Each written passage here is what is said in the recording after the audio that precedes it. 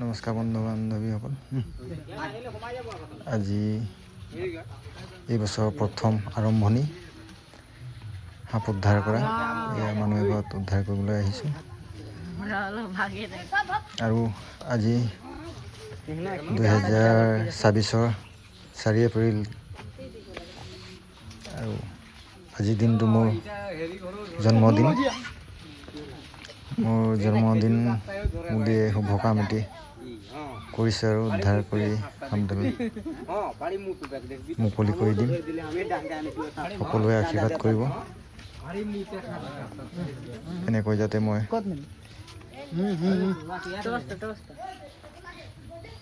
কামখিনি কৰি আগুৱাই যাব পাৰোঁ।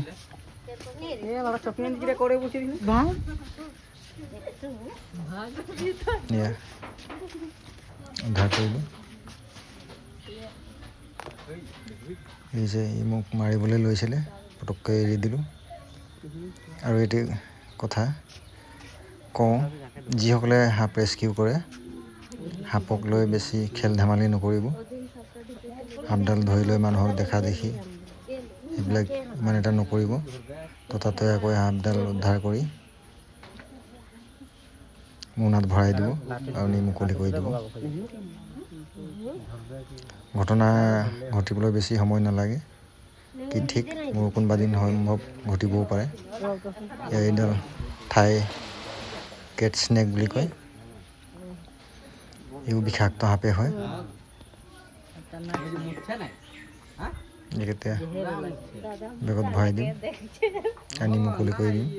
আপোনালোকে চাই থাকক।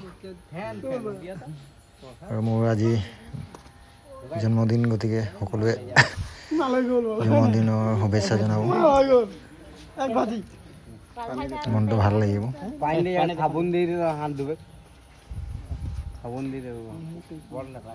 দুই এজন বন্ধুৱে জন্মদিনৰ শুভেচ্ছা জনাইছে।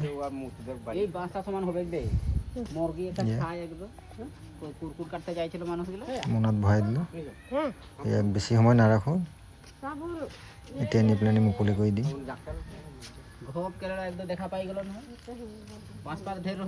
বান্ধি লৈ হাত ধুই ল'ম। এই হাতডাল বৰ লেতেৰা গোন্ধায়।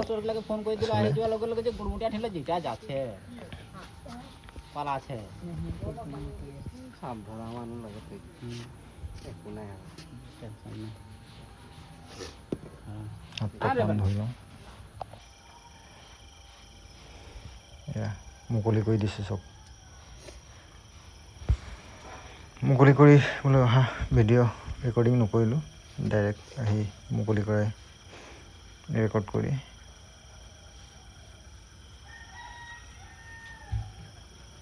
আপলোড দিছোঁ।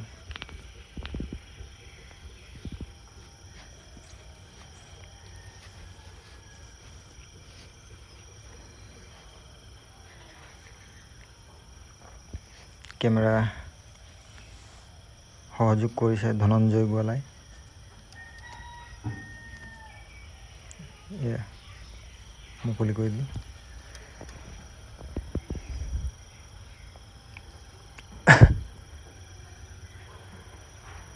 গুচি